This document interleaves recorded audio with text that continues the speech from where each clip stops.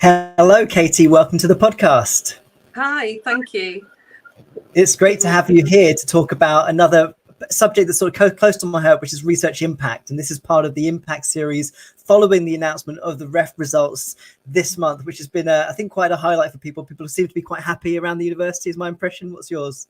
Oh, absolutely. It's such great results, and really good to see that the work that takes quite a long time to do has come to fruition in the university. It's wonderful. Big celebration for us all, I think. Yeah, definitely. And these little podcast episodes about impact is such a great way to get an insight into, I think, just for me, certainly how much research has changed, even over my career, just like 20 years. It's the importance given to making sure we're making a difference across a community or globally. It's really changed what academia has been about, I think, isn't it? Yeah, definitely. I think, the research, especially that we do, has got that real ensuring that you're working with communities for, whether that be people working in the NHS or the patients themselves to improve the care that they receive. It's incredibly important. I mean, I think certainly for the School of Health and Society, there is always, I guess, such a close connection between what you're doing as an academic or researcher and the impact that you have in the healthcare sector. Tell us a little bit about your journey, because you describe yourself as a medical physicist. So tell us, Yes. How did you get into that area? Tell us your starting point. I did a degree in physics at Manchester University. And in my final year, I took all the options that involved medical physics. I just found it absolutely fascinating that you can take all that kind of fundamental knowledge and apply it in an arena that's so important. And it just instantly became a passion then. So straight after uni, I got a job working in radiation safety in London, in Bart's Hospital. And then I did my master's, because to train as a medical physicist in the NHS, it's a postgraduate level training. So I did my master's, and my dissertation project was on CT dosimetry. And I realised that research was for me. So I finished my NHS training, but then got a job as a research assistant at Cambridge University in the Department of Medicine and Nuclear Medicine, in respiratory medicine, where I was developing imaging and non-imaging techniques to look at respiratory conditions, specifically around white cells and neutrophils and their behaviour in inflammatory conditions. But my heart was always in the Northwest. So when a job came up at Salford, I came back to Salford to work in diagnostic radiography here. And I've been here for 15 years now. So I'm very happy. I mean, it sounds like a lot must have happened over that period. So tell us a little bit about what do you teach? Is it mostly research that you do? What's your sort of day-to-day? Very blended. I teach all the kind of science across all our programs around imaging. So I teach kind of the physics and the science and technology across all our postgraduate and undergraduate programs. But I'm also the research lead in the team as well. And I co-lead the Protecting the Public's Health Through Prevention and Diagnosis with Professor Penny Cook as well. So I'm across teaching, learning and research. I see. And how does this interface with the case study that we're going to talk about, which is looking at how to improve breast cancer diagnosis? And so tell us a bit about the background to the case study. How did it sort of get started as an area for the team? Yeah, so I think when people think about medical imaging, they kind of think about the end point. Someone looking at an image, maybe even old-fashioned, kind of putting a bit of plastic up on a light box. But actually the process of getting the image isn't very simple. It's quite a complex task. You've got equipment that is very high end, especially now there's more and more technology involved in medical imaging and a lot of automated processes. And then you've got the patient or the service user, where there is a huge variability of the people accessing that service. One thing about medical imaging is that consistency in the image is really important. So you want it to look the same, especially for screening. If someone's coming back every few years, you want the image to look the same so that you can recognize any changes that are not because of the imaging. You want the changes to be because of changes, maybe a pathology being present. So consistency is really important. And that's where the operator, the mammographer, comes in, where they have to take this huge variability of service users with equipment that is standardized and consistent and try and bring that together. And that interface between the service user, the operator, and the equipment is where we work. And that's before even an image is taken. So how, and additionally, compression is a really important thing in mammography. There's lots of reasons why you do need to compress the breast or chest tissue to ensure the image is right for diagnosis. Unfortunately, compression can be uncomfortable for people, and it can also lead for people not reattending sometimes because their first experience was so uncomfortable. And so getting that compression right for the image, for the radiation dose, and for the service user is incredibly important. And again, that's the mammographer role. And so that's really where our research started, is recognizing actually, because of the variability of the service user, the variability of the mammographer, it can actually mean that the equipment can't work to its optimum.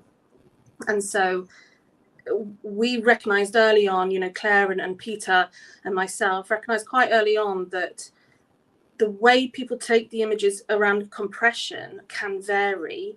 That's more based on the mammographer and who they are than the service user. So if someone applied lots of compression, they would apply lots of compression to everyone, irrelevant of the morphology of that service user. If someone applied light compression, they would apply light compression for everyone. So you're getting consistency within the operator, but not for the service user. Actually, it's that matters to ensure images are consistent over time. If someone came to a different operator the next time, they may have a completely different image, which just from a technical point of view, which is where I come from, means that those images are not consistent over time, which reduces that kind of diagnostic capability eventually. There's obviously all the kind of service user experience aspect of it as well. It's a very large kind of issue that surrounds it before you even get to that point where there is an image available.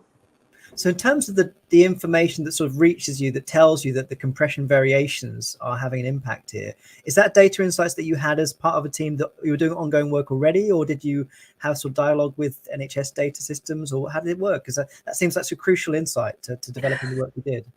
Yeah, so the data itself is recorded as part of the system.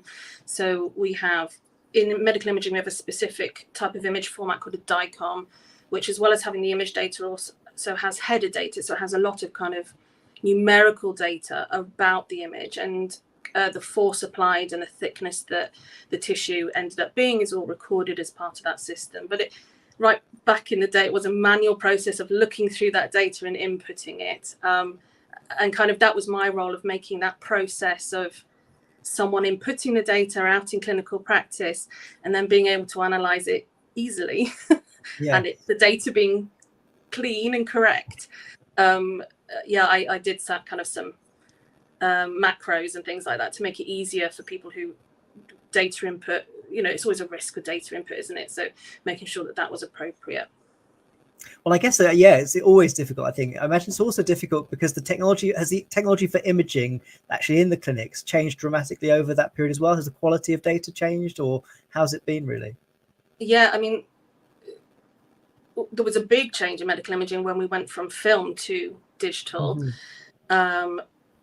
But we didn't include film in this. We did focus on digital and digital imaging and things like that. But there's always changes in medical imaging. It's one of the fastest moving kind of environments, and we just get used to it, I guess. And I think when it came to this specific research around when you're looking at compression and thickness, then as long as that is accurate, that the machine is measuring compression and thickness accurately, then there's not that much limitation in the data from that point of view. When you start looking at images, different manufacturers and things like that display images differently, and you can adapt what we call windowing, which is brightness and contrast of the image depending on who's looking at it. So when you end up doing research around what an image looks like, that end result, there is more variation than this, where this is just how much force was applied to the tissue and what thickness it ended up being. I see. And tell us a bit more about the duration of this case study. How far does it go back, or when did it sort of begin? So it was quite long, really. We'd been working in mammography with, Claire Mercer came along, and then Melanie Taylor and things like this. These at the time, Claire works with us now at the university, but at the time she was working clinical practice, so we pinched her. She now works with us. But so Peter Hogg and myself were working with clinical people and trying to identify the issues that were there and bringing together all this work. So it was a significant amount of time. And it's not just the time that the research takes, it's also that experience that people have to recognize the problems, to build the research question, to be able to answer it. So it's that immersion really in the area, in that field, to actually identify what the real issues are on the ground, if you like. So it could, as long as we've all been working, I guess. Yeah. The answer of how you, but it's the bringing together of people and choosing what area to answer, I guess. And I guess that started happening in around 2010. I mean, it sounds very much like it's a kind of, you need to have a mixed methodology in order to progress the research. So sort of how do you see that sort of situated? Is it a lot of relationship management and making sure people are part of the process and feeling connected to it? Yeah, absolutely. I think that it's multi-method and multidisciplinary as well, because like I said, this is a real blend between technology, the technology users and the service users as well. So you have to have this range of skills and knowledge base, really, which is, medical imaging inherently is a very multidisciplinary field because of that, because we need this different types of people that have different knowledge and different experience to be able to pull it all together. So yeah, I think it's, when you look at kind of the authorship of our papers and things, there's lots of different people involved in there, some HEI, some clinical, just to ensure that everything's grounded in what's really needed. And that's where the impact comes from, that if you work with the people that work in the field you're researching in, then you naturally have that grounded, impactful research. Yeah, because I think we often sort of focus on the outcome, the output at the end of it. So where is the impact felt? And I suppose in this case, it's felt particularly by those patients who hopefully have a better experience, or at least at a point at which where we have better diagnoses taking place, or more accurate diagnoses early on, especially. And yet it sounds very much like a big part of the impact is also in that practice community, and feeling that you're building those relationships that have impacts beyond the specific case that you're actually working on too. I think that's really important. I think that, it's really linking in with education as well. So often people focus on the service user or the patient or the client of imaging services, but actually the person taking the images and how you can influence that and how the images are acquired, both from a technical and a care point of view, is incredibly important. So a lot of this work feeds into, there's the book that Peter and Claire edited. There's a lot of change in practice. So it's about information and education and, evidence base for actually the mammographers themselves as well, which is where that link to the service users' care comes from. It's through actually that process really of how we can inform practice, because we're not actually doing the practice ourselves, but we can inform the way that practice changes and develops to ensure that need of the service user is met. I mean, we still have to have compression for technical reasons. Can't not do it. So how can it be optimized? Yeah, and that's where, as I understand it, the impact is in trying to identify what are those optimal conditions in which you are then creating the imagery that helps the diagnosis process. Is that correct? Yeah. So it's kind of how the image is taken, because that's incredibly important. But it's the process of kind of acquisition of that data that is then used for the early detection, and it's that kind of part of the workflow of medical imaging that we focus on, is the acquisition. And well, certainly sort of reading the case study, it's clear that if someone does have a bad experience and they don't feel inclined to go back, that's obviously catastrophic potentially for people. And that's where I think the impact's so remarkable, really, to see just how you can reshape the sort of expertise, the culture of expertise around how to do this effectively. So when were the insights sort of deployed into the sector then? Was that a couple of years ago, or how far into that process are we in sort of rolling out the transformation of the service? So it did start, I mean, pretty quickly, because this was a very novel area to be working in at the time. Pretty quickly, we got a lot of response and feedback on this area, both nationally and internationally. So there's been a continuous interest in this area, because, as I said, a lot of people focus on the output, the image, rather than the actual process. So, quite early on, people have been interested, and we've just recently had a couple of PhD students working in this area that's just finished, and even the examiners are saying, you've got to publish this, there's nothing else out there about this. So it's continuous, really, that I think we really caught on something early on, and that is, testament to, Peter bringing the team together, Peter Hogg, and, working with people like Claire Mercer on who have this interface between research, management, and clinical expertise. Yeah, and is the impact principally sort of UK based, or how have you sort of seen it internationally in terms of these sorts of procedures and approaches? Yeah, so as I said, the kind of the technique is not manufacturer specific. This technique can be employed, in any machine or in any mammography machine.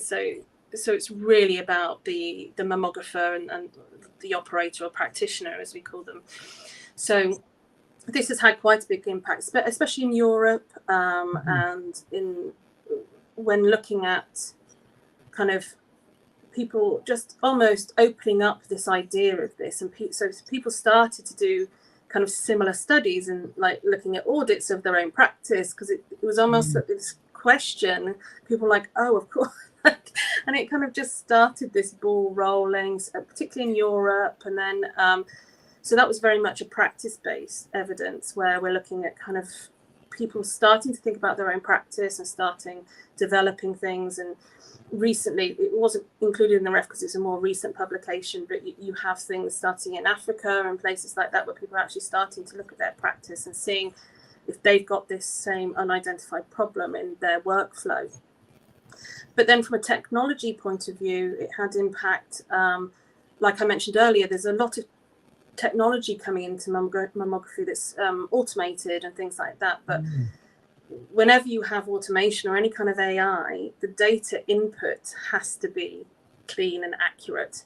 If there's any kind of variation or inaccuracy in the data, then it can lead to kind of poor outputs for that situation. So Volpara is a company that does automatic analysis of medical images from a quality point of view rather than a diagnostic point of view. So they look at whether these images are good quality, linked against the acquisition. And so they used our work to kind of adapt the input data that goes into that automatic assessment and things like that. So it's had a wide range, which is really nice to see that it does blend across technology and practice, which is really where we want it to be, and where we sit is this multidisciplinary across kind of the whole range of medical imaging acquisition. I think that's such a fascinating aspect of the case study, because I mean, my question would be, how did Volpara Health Technologies sort of find out about your work? Because often the challenge, I think, for us in research is to see how we make those connections. So do you have a sense in which they just read the journals, or what was out there for them to sort of learn about what you were doing? Mammography is a small field. It's a specialist field. So yeah, conferences, journal articles, that kind of thing is really, yeah. we're a small community, I guess, and so I think if you publish something in mammography, the mammography field will read it. And so those companies, would they typically go to the conferences that you'd go to? Is that something that, that's interesting? Yeah, because they're researchers as well. Yes, yeah. I mean, I don't think health is unique, but certainly I think one of the challenges you have as a researcher is where to present your work, where to share it publicly.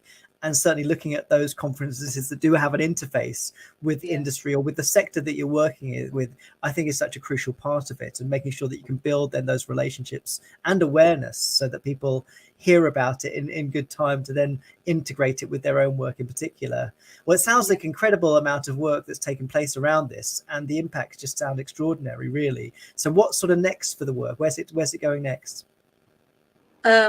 Well, like I said, we've just had a couple of PhD students. There's still so much to do, I have to say, but most excitingly for us is we're just getting a new a Centre for Medical Imaging at Salford. The university's incredibly kindly invested in us, and then we got further investment from Garfield Weston.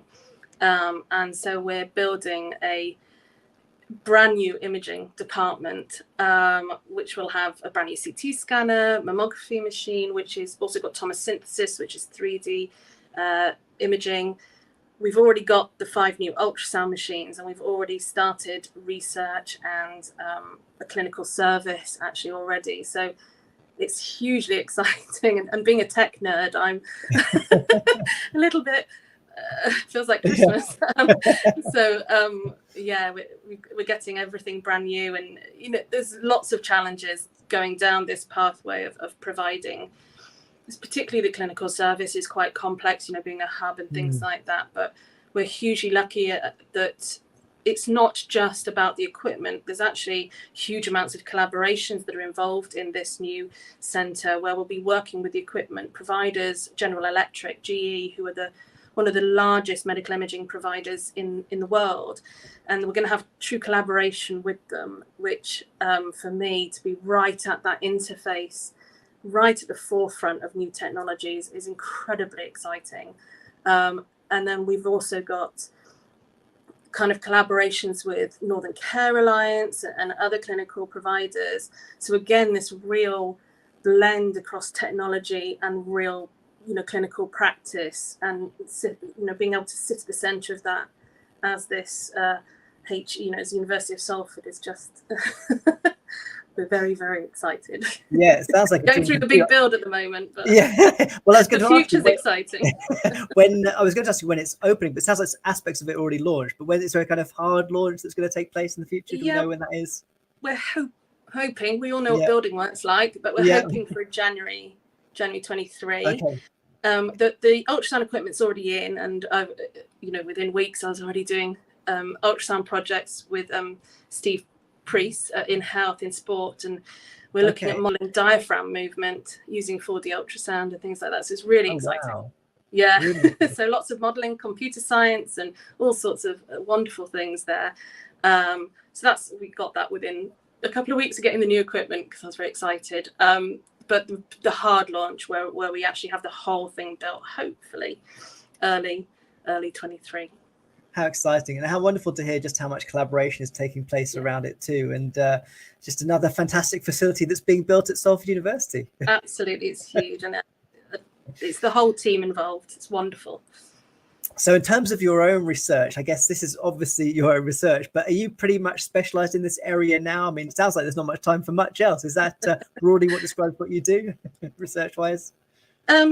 Yes, I still obviously very passionate about the use of technology. So a lot of my current work has moved more in I'm sure people have heard about the workforce crisis in the NHS, and the medical imaging workforce really is, at the greatest risk across all the disciplines. So radiologists, radiographers, assistant practitioners, and physicists as well. So really my work is around what technology can improve workflow, looking at what we've already got, doing kind of linking into education as well. Where are there problems, where there is currently systems available, but maybe they're not being utilized appropriately or properly. So it's moving more into kind of workforce support, which is very linked to this, obviously, because this was all about practitioners and use of equipment. So it's just broadening that out, actually, but focusing, because the pandemic clearly had a massive impact on imaging. And now, you look at the waiting list, you look at the problems that not having the capacity is causing in the NHS. So really my and that's not going to go away when the pandemic goes away. So my research really focusing on how we can blend to support that, and obviously the education and just getting more students out there. It's very important, you know, training more students, but from a research point of view, it's kind of how can technology assist with this issue. Well, I feel like as a fellow tech head, I've got to ask you a question that is on my mind a lot. We see a lot about things like artificial intelligence. I remember Simon Stevens a few years ago said that CEO of NHS England said that AI will save the NHS. And I wonder, and we hear a lot about automation and potentially anxieties about the removal of humans in the healthcare sector. So in terms of imaging, where do you see that going in your area? I mean, it's I guess redescribing what you do, but do you feel like there's redundancies in terms of the human role, or in terms of what might be the nature of that role in the future in terms of healthcare? Yeah, absolutely. I mean, AI in medical imaging really is the forefront of AI in healthcare, because it does lend itself to it so easily, and a lot of focus is put on detection or you know, using the images. But actually AI is involved again in that whole process, not just the end result. AI can be used from positioning to moving the machine. So to me, it's not about replacing, it's about optimizing tasks to ensure that the tasks that need to be done by the human are given more time and optimized. Or things that, you know, those X-ray machines are really hard to pull around. So you know, them moving automatically into position and things like that. I mean, even simple things like musculoskeletal disorders of radiographers, it can help with that, with long-term kind of work injuries and things like that. So there's so much there that I think actually it's not about replacing the humans. It's about optimizing what they do and taking tasks away that enables the more complex tasks to be done more efficiently and optimized. Yeah. Well, it's incredible to hear all this. I imagine it's just transforming the sector remarkably, and it's wonderful that we have, I think we've got AI taught across the entire university in various programs. So it's a great environment in which to sort of have these conversations and think about future directions in lots of different sectors. But it's particularly wonderful to hear just the impact that you're having with the work, and many congratulations for what you're doing. And I can't wait to be there for the launch of this new facility, which is really exciting. Yeah, we're very excited. Well, thanks so much, Katy, for joining us, and look forward to seeing you again, hopefully soon in the future. Thank you very much. Thanks. Take care. Bye-bye. Take care. Bye-bye. Bye-bye. Thank you.